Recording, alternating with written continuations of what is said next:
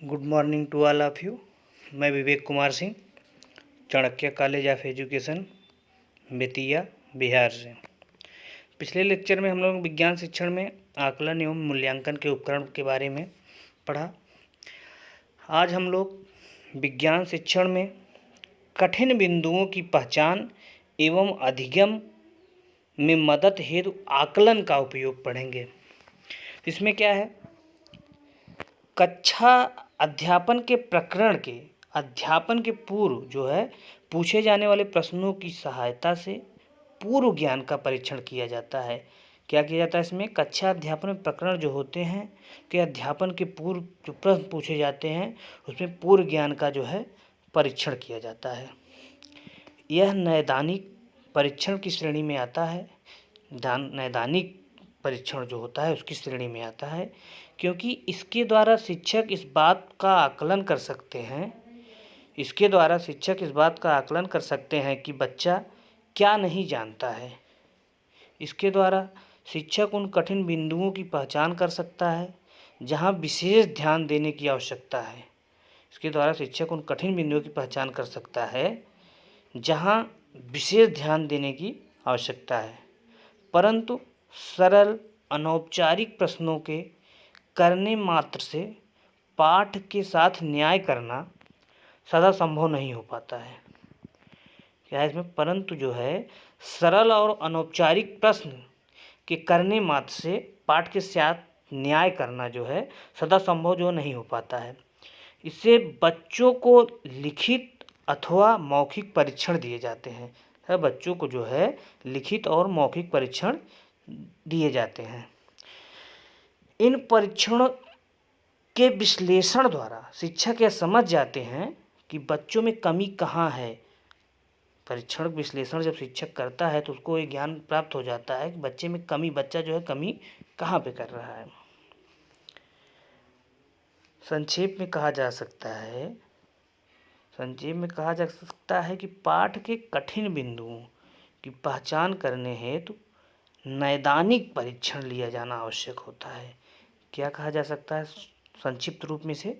पाठ के जो कठिन बिंदु हैं उनकी पहचान करने में नैदानिक परीक्षण लिया जाना आवश्यक होता है। नैदानिक परीक्षण से जो है कठिन बिंदुओं की जो है पहचान किया जा सकता है। एवं इसके अगले चरण में उन कठिनाइयों को दूर करने के लिए उपचारात्मक उपाय किए जाने की आवश्यकता होती है। अगले चरण में उन कठिनाइयों को जो दूर करने के लिए जो है उपचारात्मक उपाय किए जाने की आवश्यकता होती है। इसमें निदात्मक परीक्षण क्या है, इसको हम लोग जानते हैं। निदात्मक परीक्षण होता क्या है? यह प्रक्रिया शिक्षा में जो है चिकित्सा विज्ञान में सर्वप्रथम आई थी। निदानात्मक परीक्षण जो है ये चिकित्सा विज्ञान में सर्वप्रथम आई है। जिस प्रकार डॉक्टर रोगी के लक्षण को जो है देखकर रोग का अनुमान लगाता है। कोई रोगी गया डॉक्टर के पास तो उससे लक्षण पूछता है, क्या तुमको बुखार हो रहा है, क्या हो रहा है, खांसी आ रही है, कुछ कि रोग के लक्षण को जो है देखकर रोग का जो है अनुमान लगाता है। तुमको ये रोग है, आपको ये रोग है बताता है। ठीक उसी प्रकार शिक्षक छात्रों में व्यक्तिगत विभिन्नताओं होने के कारण वह छात्रों की अधिगम जो है संबंधी कठिनाइयों को ज्ञात करता है। डॉक्टर जिस प्रकार जो है लक्षण देखकर अनुमान लगाता है कि उसको कौन सा रोग है, उसी प्रकार शिक्षक जो है छात्रों के व्यक्तिगत विभिन्नताएं होने के कारण उन छात्रों की अधिगम संबंधी जो कठिनाइयां होती हैं उनको जो है ज्ञात करता है। बालकों के उत्तर निर्धारित करना, बालकों के उत्तर क्या है उसको निर्धारित करना। सीखने की कुशलताओं में गति एवं श्रेष्ठता निश्चित करना। सीखने की कुशलताएं जो है उसमें गति एवं श्रेष्ठता निश्चित करना। उपलब्धि का मूल्यांकन करना, जो उपलब्धि है उसका मूल्यांकन करना। शिक्षकों की कार्य कुशलता का पता लगाना। उपलब्धि का मूल्यांकन करना, शिक्षकों की कार्य कुशलता का पता लगाना, विभिन्न कौशलों का विकास करना आदि परीक्षण के उद्देश्य हैं। निदानात्मक परीक्षण द्वारा यह जानने का प्रयास किया जाता है, निदानात्मक परीक्षण जो है उसके द्वारा यह जानने का प्रयास किया जाता है कि विज्ञान के अध्ययन में विज्ञान के अध्ययन में छात्रों को कौन कौन सी कठिनाइयाँ आती हैं, वो कहाँ और किस बार गलती करते हैं, छात्रों की कमजोरियाँ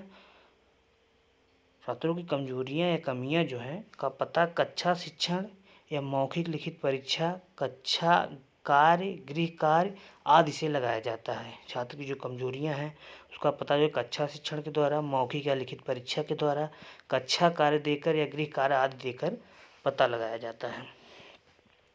अब हमारा दूसरा जो इसमें है उपचारात्मक शिक्षण जो है, उपचारात्मक शिक्षण जो है निदान का अपने आप में प्रदत्त कार्य एवं प्रोजेक्ट तब तक कोई महत्व नहीं होता है जब तक कि उसके उपरांत उपचार न किया जाए।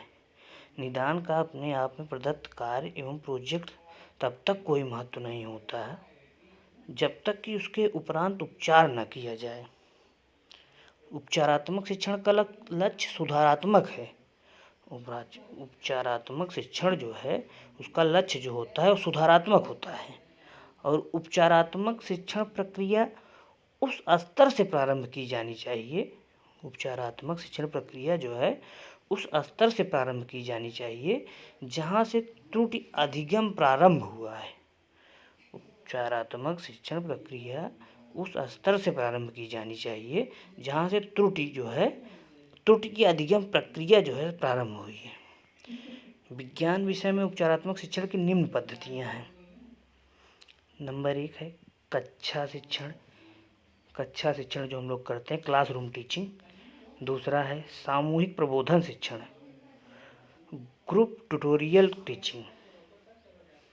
तीसरा है व्यक्तिगत प्रबोधन शिक्षण, इंडिविजुअल ट्यूटोरियल टीचिंग। तीसरा है पर्यवेक्षण प्रबोधन शिक्षण, सुपरवाइज्ड ट्यूटोरियल टीचिंग। पांचवा है हमारा अभ्यासात्मक प्रबोधन, प्रैक्टिस ट्यूटोरियल। ये हमारी जो है निम्न पद्धतियाँ हैं। बात विज्ञान शिक्षण में उपचारात्मक शिक्षण करते समय जो है निम्न बातों का जो है ध्यान रखना चाहिए। और निम्न बातें कौन कौन सी हैं? निम्न बातें इस प्रकार हैं। कक्षा में विषय से संबंधित समस्याओं को हल करते समय छात्रों का ध्यान विशेष रूप से जो है उन प्रत्ययों, सिद्धांतों, प्रक्रियाओं आदि की ओर खींचा जाना चाहिए जिनमें छात्र त्रुटियां करते हैं। कक्षा में विषय से संबंधित समस्याओं को हल करते समय छात्रों का ध्यान विशेष रूप से जो है उन प्रत्ययों या सिद्धांतों, प्रक्रियाओं आदि की ओर खींचा जाना चाहिए जिनमें छात्र त्रुटियां करते हैं। दूसरा हमारा है कक्षा में तथा कक्षा के बाहर व्यक्तिगत परामर्श की सुविधा देना चाहिए। कक्षा में तथा कक्षा के बाहर व्यक्तिगत परामर्श की जो है सुविधा देना चाहिए। तीसरा क्या है इसमें हमारा जो बातें ध्यान रखनी चाहिए, लिखित कार्य, चित्र बनाने, नामांकन करने, चित्रों में रंग भरने आदि में सुधार का प्रयास करना चाहिए। लिखित कार्य जो है उसमें चित्र बनाने, नामांकन कार्य करने, चित्रों में रंग भरने आदि में सुधार का प्रयास करना चाहिए।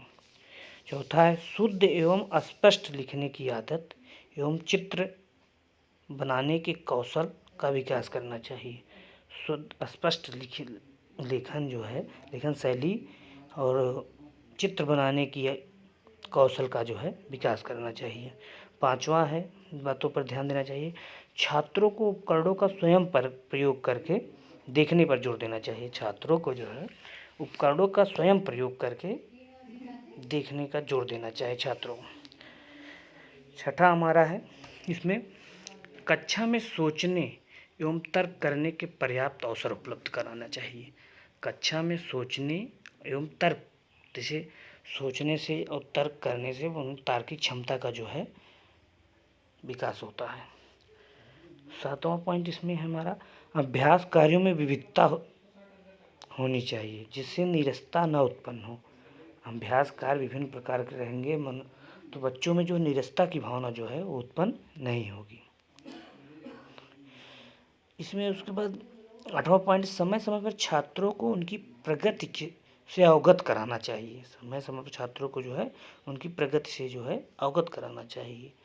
सीखने के अगला है सीखने के मनोविज्ञान के अनुसार उपचार वैयक्तिक होना चाहिए। सीखने के मनोविज्ञान के अनुसार उपचार जो है वैयक्तिक होना चाहिए। ये डायग्राम से हम लोग समझते हैं।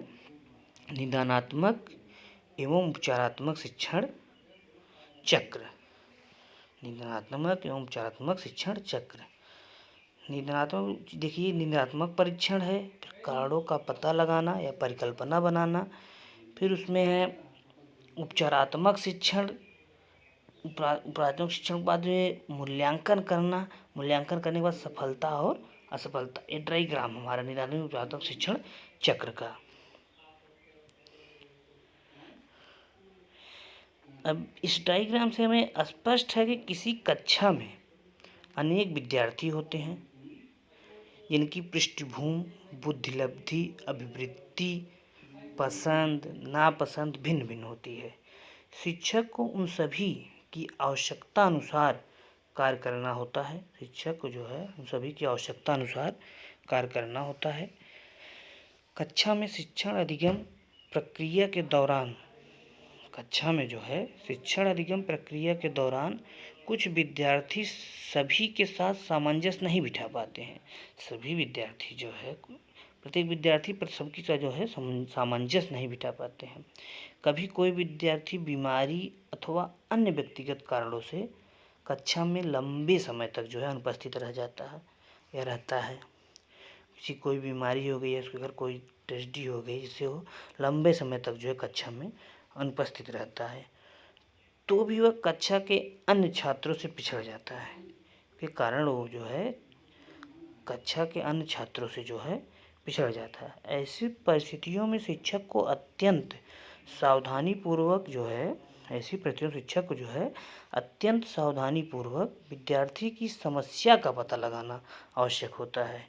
शिक्षक जो है एकदम सावधानीपूर्वक जो है बच्चों को नॉर्मल एक फ्रेंड की भांति जो है उससे व्यवहार करके समस्या का जो है पता लगाना होता है।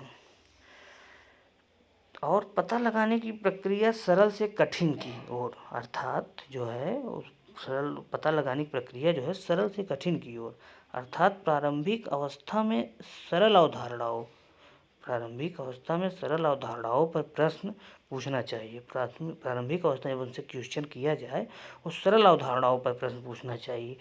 एक बार अधिगम प्रक्रिया में आने वाली बाधा का चिन्हांकन होने के पश्चात जो है, जब एक बार जो है अधिगम में क्या बाधा आ रही है उनका चिन्हांकन हो जाएगा, उसके पश्चात उपयुक्त जो है उपचारात्मक शिक्षण का जो है उपयोग किया जाता है।